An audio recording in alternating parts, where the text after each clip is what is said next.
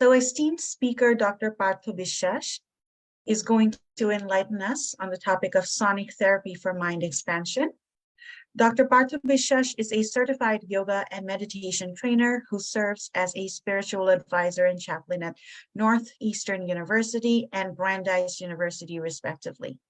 Over the years, Dr. Biswas has learned to synthesize the world of science and spirituality. In the world of technology, he serves as a faculty member at Tufts University and a director of engineering at MathWorks.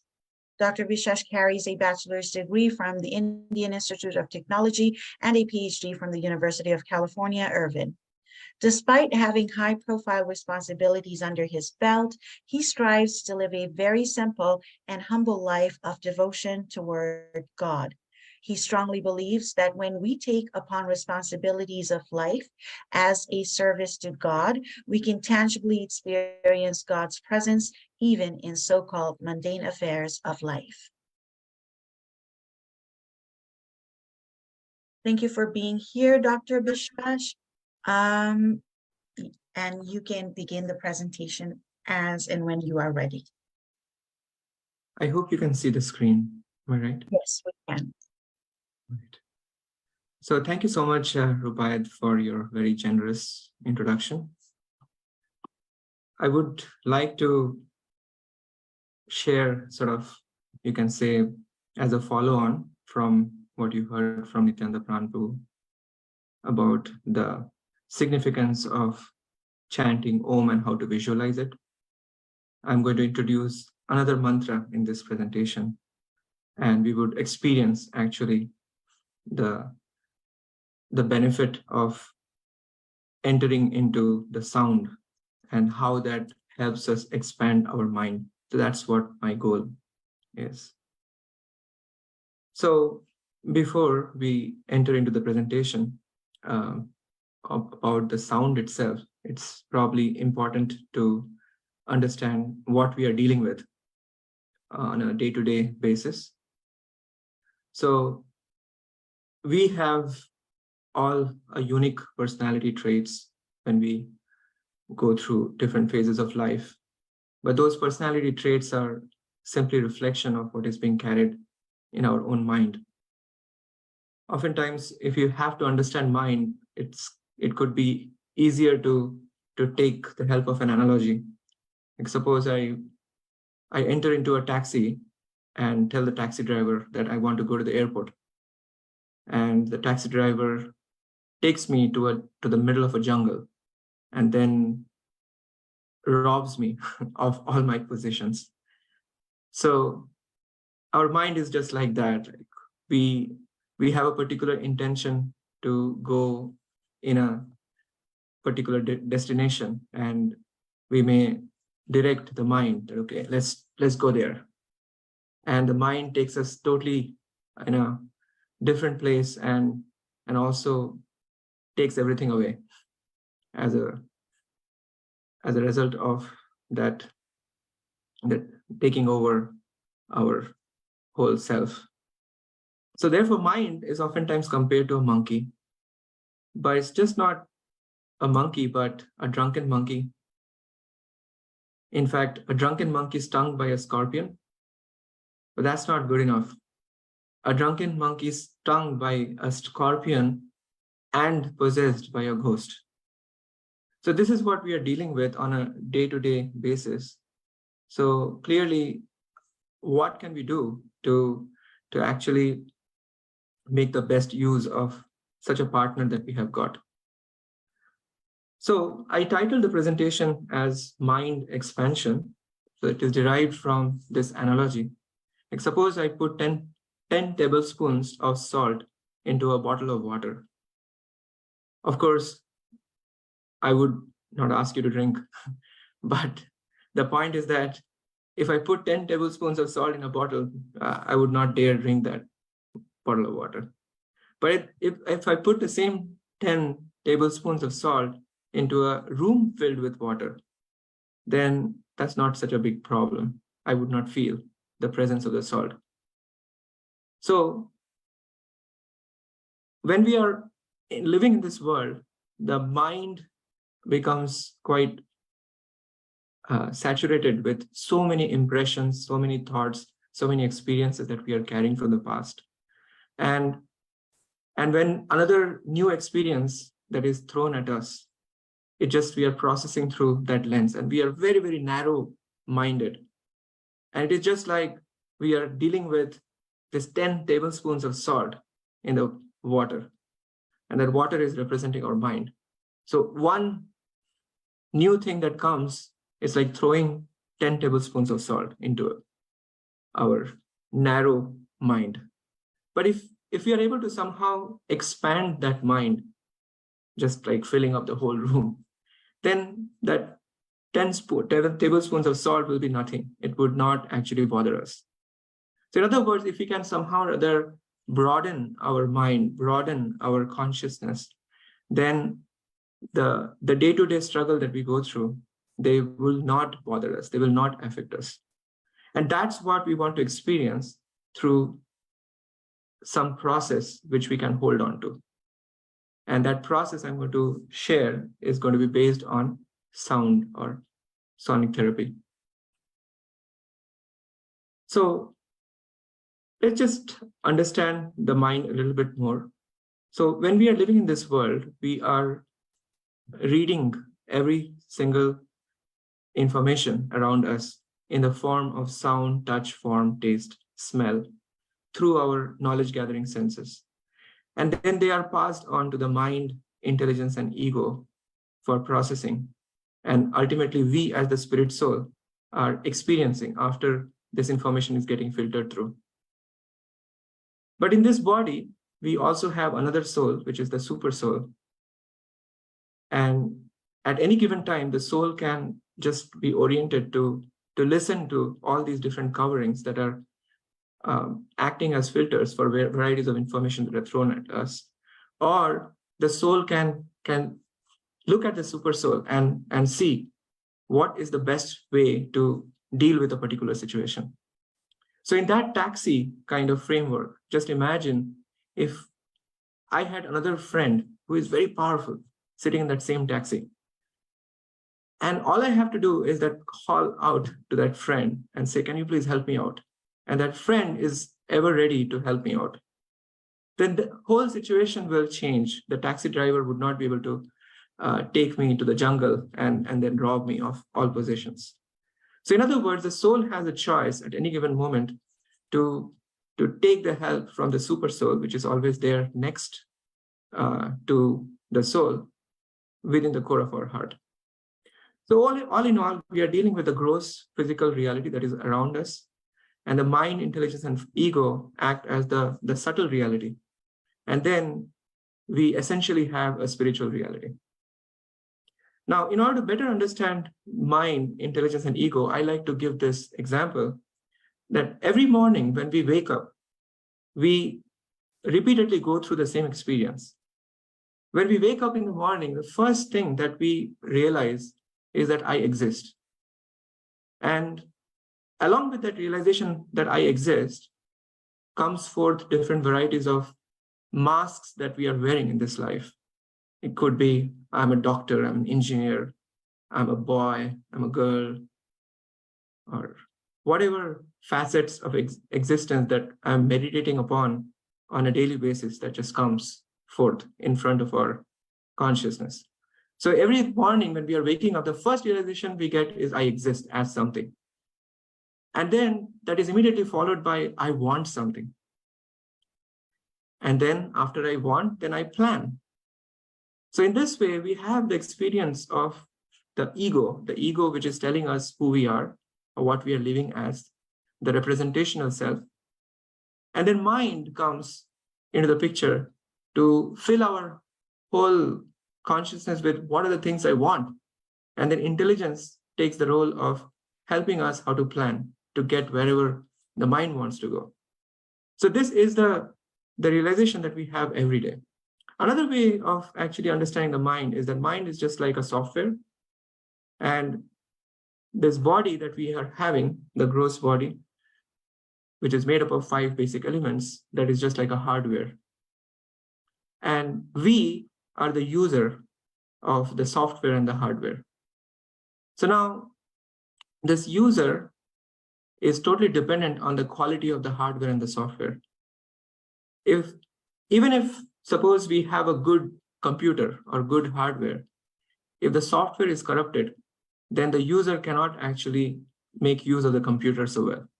So likewise, we may be having a very well-built body, but if the mind is corrupted, if the mind is not cooperating, then we would not be able to function effectively in this world. There was actually a real incident many years ago in a place called Mumbai in India. And so there was a bus driver in the early morning. He was taking the bus from the bus depot, and he just ran crazy. And he started running the bus all over the place, hitting whatever the bus was coming in touch with. And he destroyed many properties, destroyed many lives. And then until somehow or other, the cops were able to stop him. So this person had everything at his disposal to drive the bus, He had a good bus, he had the ability to drive. But what was wrong in his case is that he did not have a sense of direction. He did not have a sense of proper purpose. And therefore, in spite of having all the other external conditions in a proper state, because the internal state was not proper, the impact was disastrous. So likewise, we have to see how to actually make our internals better so that we can make use of whatever resources have been provided to us more effectively. So now this mind operates at 5 different levels. This is coming from a commentary on the 3rd verse of the Sage Patanjali's Yoga Sutras. The 3rd verse essentially defines yoga. Yoga's definition goes like this: Yogas chitta vritti nirodha. That yoga is that which stops the churning of the mind. Mind is churning. Churning what? All kinds of thoughts from the past, all kinds of impressions, desires from the past. And yoga has the ability to somehow or other check that strong force, which is taking our attention away from what matters to us. So in that commentary to the 3rd verse, which is defining yoga, the 5 states of the mind got revealed. And it goes progressively from lowermost state of the mind to the highest state. The lowermost state is what is quite familiar to us. It's called the Shipta position, or the distracted position of the mind. So distracted position can be best described by the imagery of a monkey who cannot stand still even for a moment. It just keeps moving from one branch to another. So likewise, we generally have a very hard time keeping our focus on one thing. It's like having a remote control in our hand, and we constantly surf through channels. We are not able to keep one channel active in front of us. There's somebody who actually did a comparison between the attention span of the modern human beings and that of a well-known species of life, which is known to have the smallest attention span, and that happens to be a goldfish. So actually, many years ago, the goldfish was considered to be the species of life having the lowest attention span.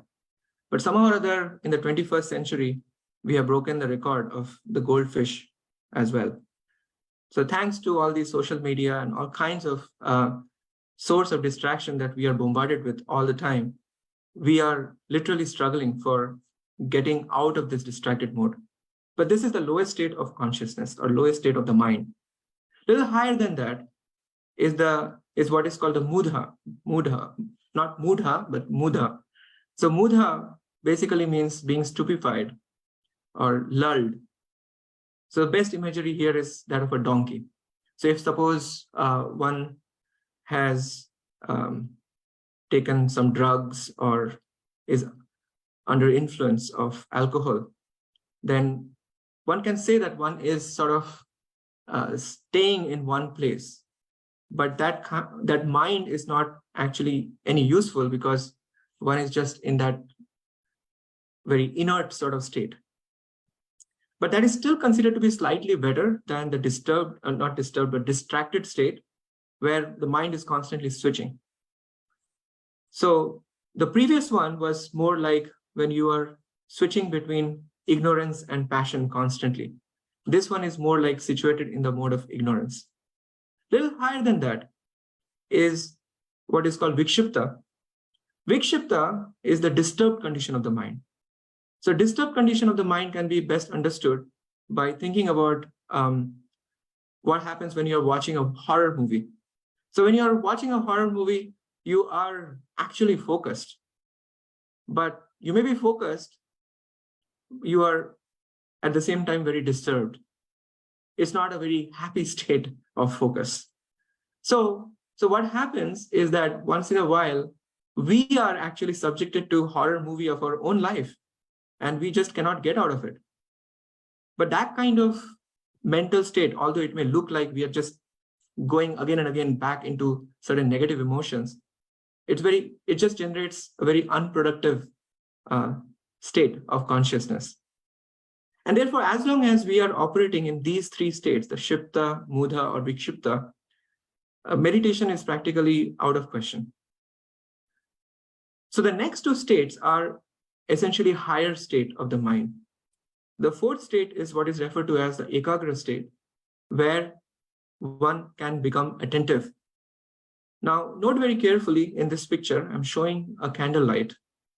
So in other words, we are able to fix an external object of meditation where we are bringing our concentration to.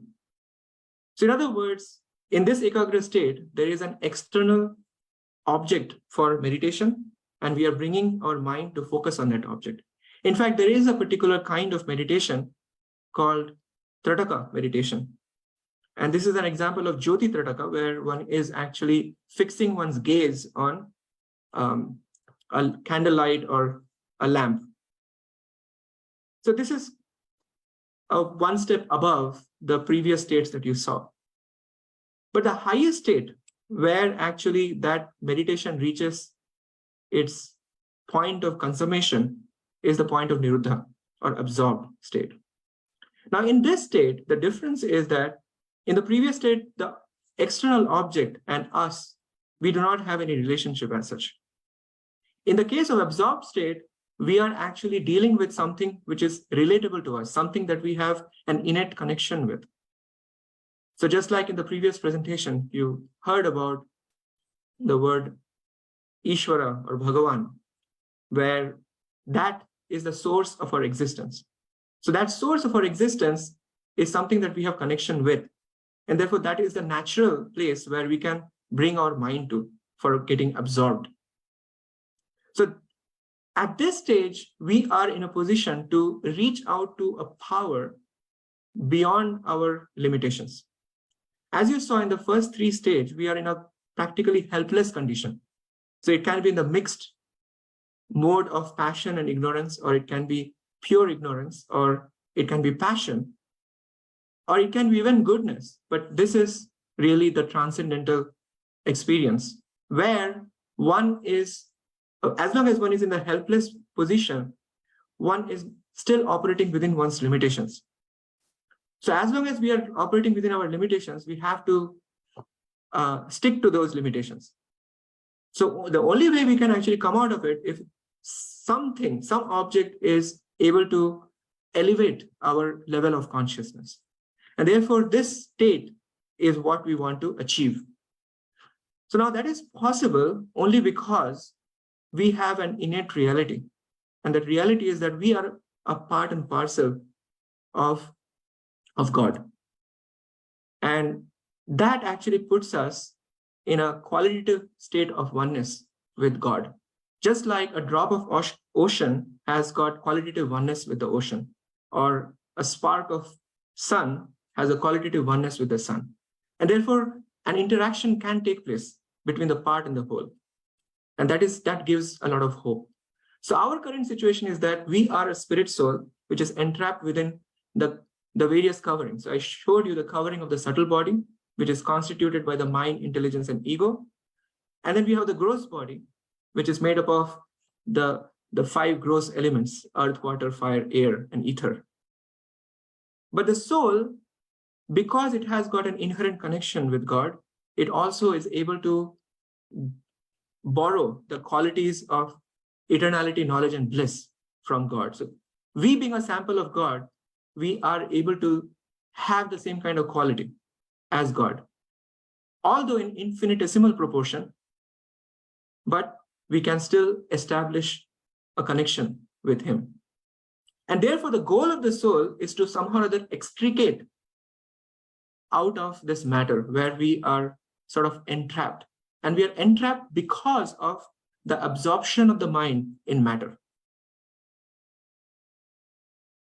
So just like in that example I showed, that one may think about meditating on the light of the candle, or one may meditate on something else.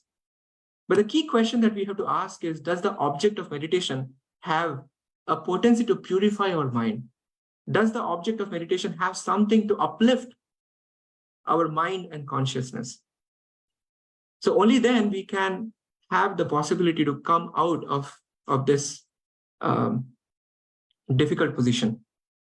So sound acts as a secret tool for controlling our mind. There are many references regarding that. This is one of many such references. It is said that everything has a sound, whether we hear it or not. Like, for example, a scientist from Israel, he did an experiment where he was able to record the popping noises that come from the plants in response to the stresses like dehydration or a cut. Likewise, sematics is a study of patterns that are encapsulated by the sound. This is one example where you will see just with the help of the sound, the dust particles that are sprayed there, they will organize themselves, kind of showing that the sound is encapsulating the pattern.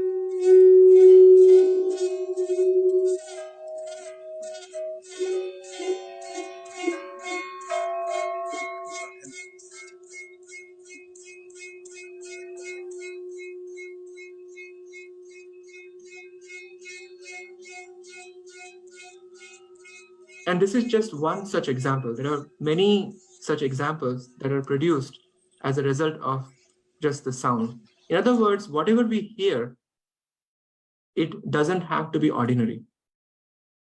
Okay, so that's where actually now we can get into a very special form of meditation called mantra meditation.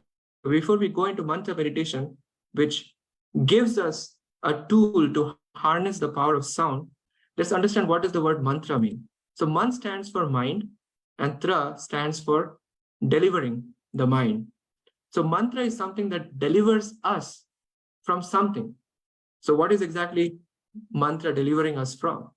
From the suffering that is inflicted. It's in fact self-inflicted by the mind. So there are generally 4 levels of sound which are represented by the 4 states of consciousness. So technically they are referred to as Vaikhari, Madhyama, Pashyanti, and Para. And they correspond to physical, mental, intellectual, and transcendental.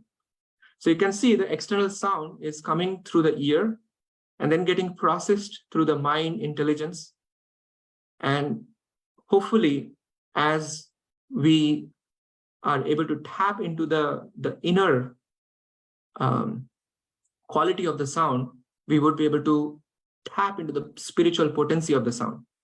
So at the physical level, we can hear the sound as it may sound in an ordinary sense.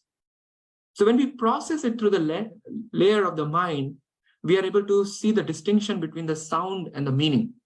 Like, for example, if I right now chant water, water, water, it is not going to quench my thirst because the sound water is different from the meaning or what water represents. And so we are able to see that distinction, that there is a sound water, but then that actually represents an object which is separate from that sound itself. But then when we process it further at the intellectual level, the sound, we would be able to see that it possesses other features like color and form and so on and so forth. So I just showed you in that sematics example how sound possesses form. And at the transcendental level, we are able to come in touch with this reality that there is actually no difference between the sound and the meaning, especially when we are dealing with spiritual sound.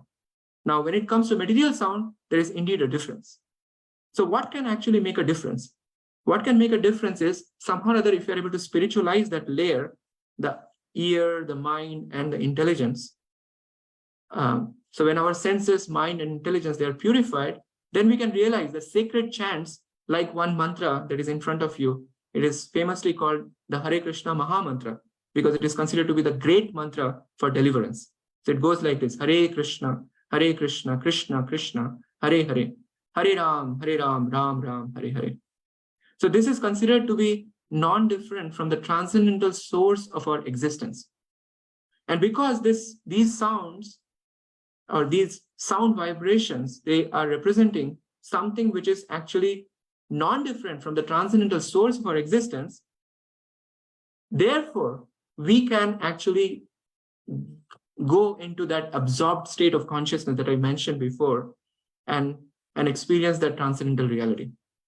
And so when these layers are purified, then we can experience that para, or which is the highest state of the consciousness. So now I want to invite you to experience this chant, but I'm going to also give some tips for how to attentively enter into these sound vibrations. So as you can see, these sounds, they are encapsulated by 3 words, basically, Hare Krishna and Rama, and they are arranged in this wonderful pattern. It's just like if you have a combination lock, right? And if you want to open it, you need to know exactly the code, right? And when you align, let's suppose it's a 3-digit, like 357, and you align them, and as soon as you align them, the lock opens up. So likewise, this combination of these beautiful sound vibrations, Hare Krishna and Rama, they produce the combinational characters for us, which have the potency to unlock our heart so that we can actually connect with the transcendental source of our existence. So I'm going to share with you how to actually get into an attentive chanting mode. So usually when I chant, I would do using the beads, and the beads have got 108 beads threaded together in the form of a garland, and with a very special sort of bead. Let me see if I can. So with a very special kind of bead on the top. So that's where we start from, and then that's where we end. And generally, we use these beads with our right hand, and we use our tactile senses, but we use our thumb and the middle finger and keep our index finger away. So when we are moving the beads, they would look like this, So on every bead, we can chant the full mantra, Hare Krishna, Krishna Krishna, Hare Hare, Hare Ram, Ram Ram, Hare Hare. It's like that. But the key question is that when we are talking about 108 beads, so that's a lot of beads to focus on. So I wanted to share some tips on how to attentively to chant these sacred sounds. Okay. So if you like, you can join me on this. So first try to see whether we can chant together just the 4 mantras with attention. The 4 mantras are just in front of you. So let's try to chant together these 4 mantras. Okay, so it goes like this: Hare Krishna, Krishna Krishna, Hare Hare, Hare Ram, Ram Ram, Hare Hare. Hare Krishna, Krishna Krishna, Hare Hare, Hare Ram, Ram Ram, Hare Hare. Hare Krishna, Krishna Krishna Hare Hare, Hare Ram, Ram Ram, Hare Hare, Hare Krishna, Krishna Krishna, Hare Hare, Hare Ram, Ram, Hare Hare. Is it very difficult to just focus on 4 mantras? Can I hear from one of you? No, it didn't seem like when you were leading us. Yeah. Okay. Okay. So our whole attentive chanting is going to depend on being able to focus on 4 mantras. Okay. So now let's see, can we actually divide into upper, middle, and lower and see whether we can actually handle. So 4, then 4, and then 4. So 4 upper, 4 middle, and 4 lower. So let's try to do it together. Okay. So just 12 mantras. The mantras in front of you, you can even scan from left to right and then going from top to bottom. Okay. So left to right, then the second layer, left to right, then the third layer, left to right. Okay. So let's try together. Okay. So the idea is, can I bring my attention to hearing these sound vibrations? Okay. That's the goal. So Hare Krishna, Krishna Krishna, Hare Hare, Hare Ram, Ram Ram, Hare Hare. Hare Krishna, Krishna Krishna, Hare Hare, Hare Ram, Ram Ram, Hare Hare. Hare Krishna, Krishna Krishna, Hare Hare, Hare Ram, Ram Ram, Hare Hare. Hare Krishna, Krishna Krishna, Hare Hare, Hare Ram, Ram Ram, Hare Hare. Hare Krishna, Krishna Krishna, Hare Hare, Hare Ram, Ram Ram, Hare Hare. Hare Krishna, Krishna Krishna, Hare Hare, Hare Ram, Ram Ram, Hare Hare. Hare Krishna, Krishna Krishna, Hare Hare, Hare Ram, Ram Ram, Hare Hare.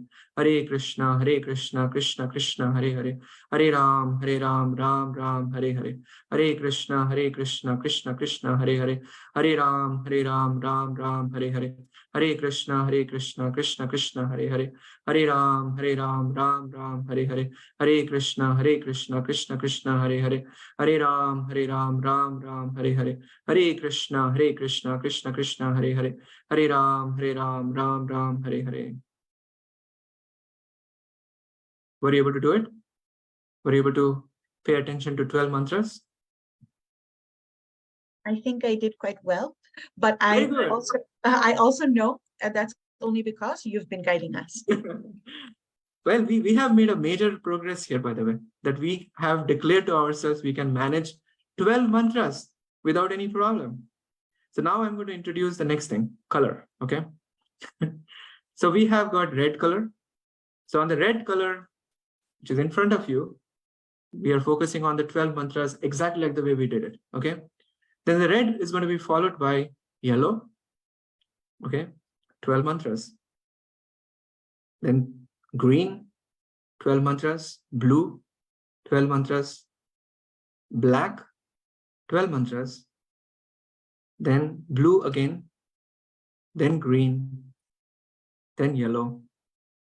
And then red. So overall, it would look like this.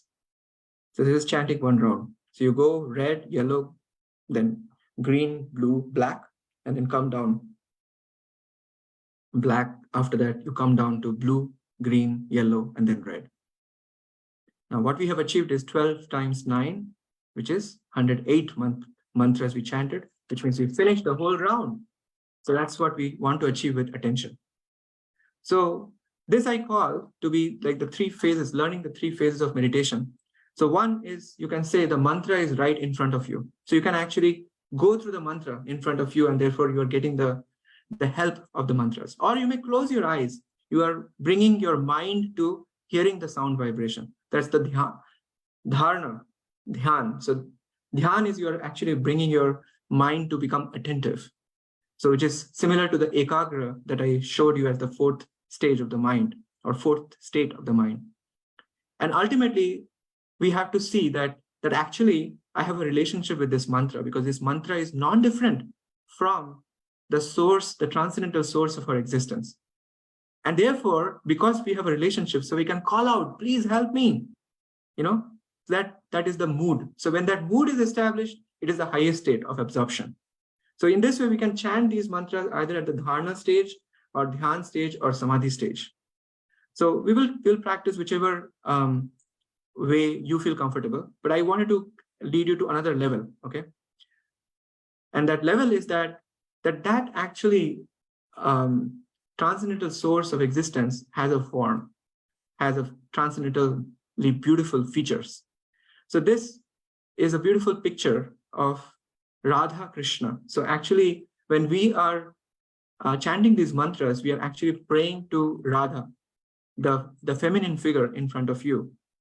She is the internal potency of God. So we are praying to her that please engage me in the service of the Supreme Lord, who is Sri Krishna.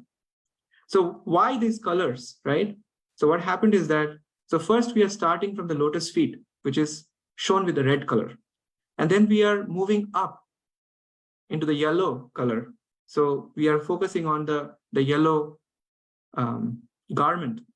And then we are going to the green colored waist belt. And then from there, we are going into the blue colored garland. That's why it's the blue color. And then we are going into the blackish face of Krishna. It's a beautiful feature of Krishna. And then we are going back to the blue color. So on every single place, we are chanting those 12 mantras. And we just learned how to bring attention to those 12 mantras. And then yellow, and then finally to the red lotus feet of the Supreme Lord. And this is how our meditation goes, taking the full vision of the Supreme Lord. So that's the way we are going through this meditation.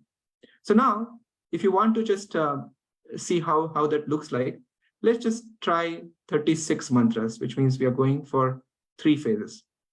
Okay, so 3 colors. So we'll start from red, and from red we will go to yellow, which is the yellow garment, and then we are going to green, and we'll stop there.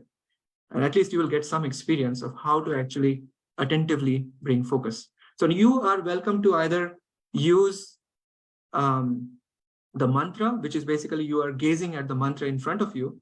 So you can literally scan from left to right, top to bottom. And in this way, you will complete 12. Or you can close your eyes and see whether you're actually able to bring your attention to 444, right? And then whether you are able to also cultivate that mood that please help me. I have a relationship with you, with that kind of mood. Then it becomes even more intimate. So that's the basic idea of sonic therapy. So let's try together if it's okay. So we're going to start with this red color, and please join me together. Hare Krishna, Krishna Krishna, Hare Hare, Hare Ram, Ram Ram, Hare Hare. Hare Krishna, Krishna Krishna, Hare Hare, Hare Ram, Ram Ram, Hare Hare. Hare Krishna, Krishna Krishna, Hare Hare, Hare Ram, Ram Ram, Hare Hare. Hare Krishna, Krishna Krishna, Hare Hare, Hare Ram, Ram Ram, Hare Hare. Hare Krishna, Krishna Krishna, Hare Hare, Hare Ram, Ram Ram, Hare Hare. Hare Krishna, Krishna Krishna, Hare Hare, Hare Ram, Ram Ram, Hare Hare. Hare Krishna, Krishna Krishna, Hare Hare, Hare Ram, Ram Ram, Hare Hare. Hare Krishna, Krishna Krishna, Hare Hare, Hare Ram, Ram Ram, Hare Hare. Hare Krishna, Krishna Krishna, Hare Hare, Hare Ram, Ram Ram, Hare Hare. Hare Krishna, Krishna Krishna, Hare Hare, Hare Ram,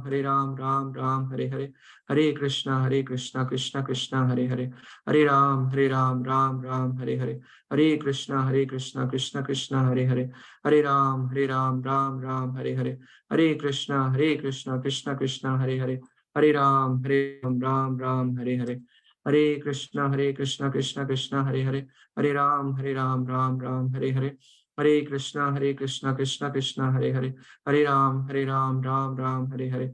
Hare Krishna, Krishna Krishna, Hare Hare, Hare Ram, Ram Ram, Hare Hare. Hare Krishna, Krishna Krishna, Hare Hare, Hare Ram, Ram Ram, Hare Hare. Hare Krishna, Krishna Krishna, Hare Hare, Hare Ram, Ram Ram, Hare Hare. Hare Krishna, Krishna Krishna, Hare Hare, Hare Ram, Ram Ram, Hare Hare. Hare Krishna, Krishna Krishna, Hare Hare, Hare Ram, Ram Ram, Hare Hare. Hare Krishna, Krishna Krishna, Hare Hare, Hare Ram, Ram Ram, Hare Hare. Hare Krishna, Krishna Krishna, Hare Hare, Hare Ram, Ram Ram, Hare Hare. Hare Krishna, Krishna Krishna, Hare Hare, Hare Ram, Ram Ram, Hare Hare, Hare Krishna, Krishna Krishna, Hare Hare, Hare Ram, Ram Ram, Hare Hare, Hare Krishna, Krishna Krishna, Hare Hare, Hare Ram, Ram Ram, Hare Hare, Hare Krishna, Krishna Krishna, Hare Hare, Hare Ram, Ram Ram, Hare Hare, Hare Krishna, Krishna Krishna, Hare Hare, Hare Ram, Ram Ram, Hare Hare, Hare Krishna, Krishna Krishna, Hare Hare, Hare Ram, Ram Ram, Hare Hare, Hare Krishna, Krishna Krishna, Hare Hare, Hare Ram, Ram Ram, Hare Hare, Hare Krishna, Krishna Krishna, Hare Hare, Hare Ram, Ram Ram, Hare Hare, Hare Krishna, Krishna Krishna, Hare Hare, Hare Ram, Ram Ram, Hare Hare, Hare Krishna, Krishna Krishna, Hare Hare, Hare Ram, Ram Ram, Hare Hare, Hare Krishna, Krishna Krishna, Hare Hare, Hare Ram, Ram Ram, Hare Hare, Hare Krishna, Krishna Krishna, Hare Hare, Hare Ram, Ram Ram, Hare Hare, Hare Krishna, Krishna Krishna, Hare Hare, Hare Ram, Ram Ram, Hare Hare, Hare Krishna, Krishna Krishna, Hare Hare, Hare Ram, Ram Ram, Hare Hare, Hare Krishna, Krishna Krishna, Hare Hare, Hare Ram, Ram Ram, Hare Hare.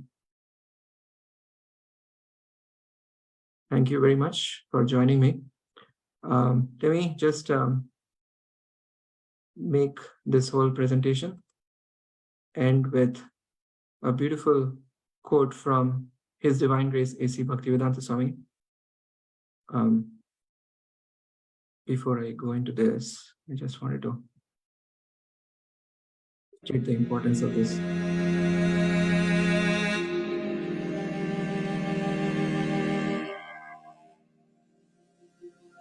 Chanting Hare Krishna.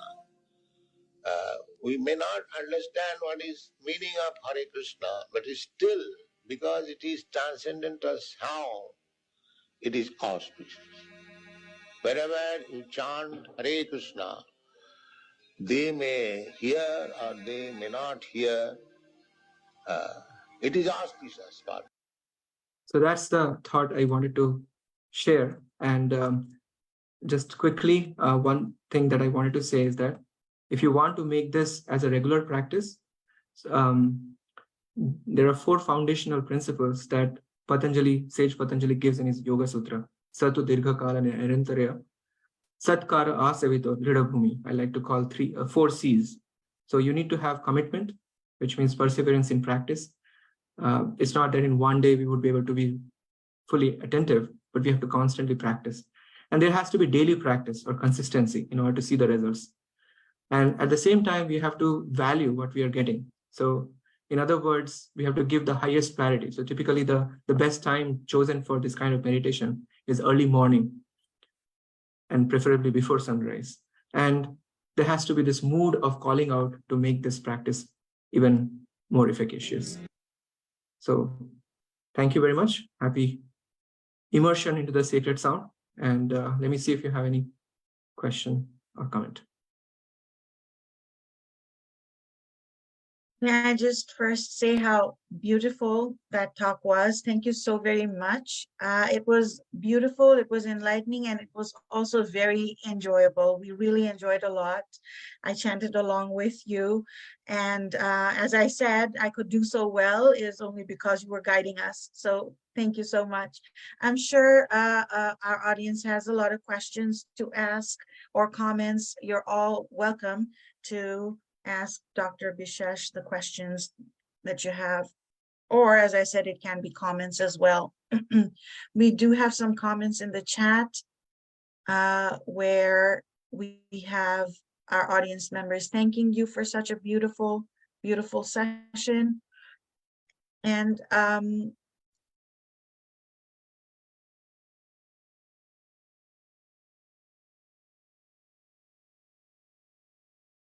so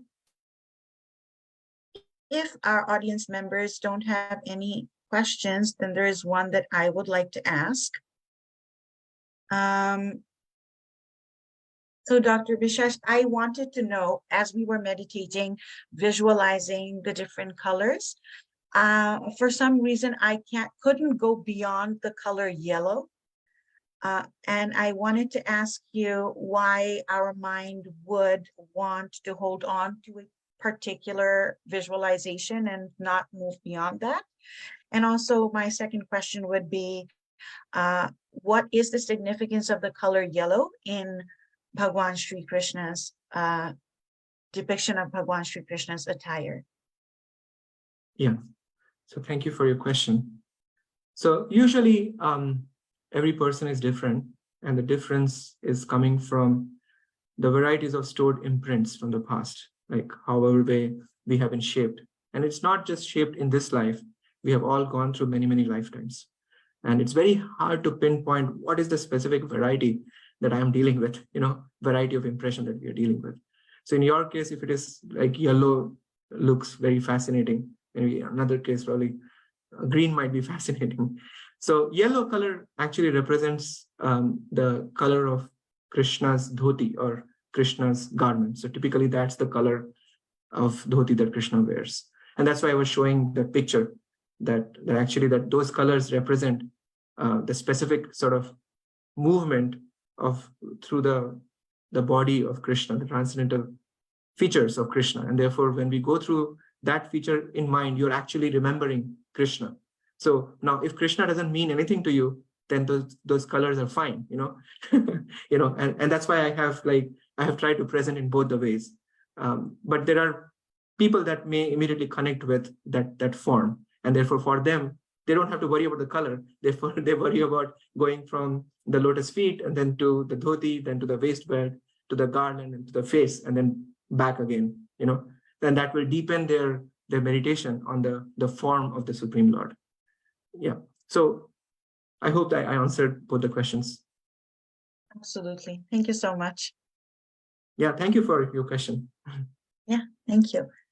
Anybody else with any other questions? You can also send it to us in written form, and we will forward it to Dr. Biswas and hopefully get back with his answers to you. Wonderful. Thank you so much. Yeah. This has been tremendously enlightening, and we're so grateful that you joined us today. Thank you. I'm really grateful to you for this wonderful opportunity. Thank you very much. Thank you.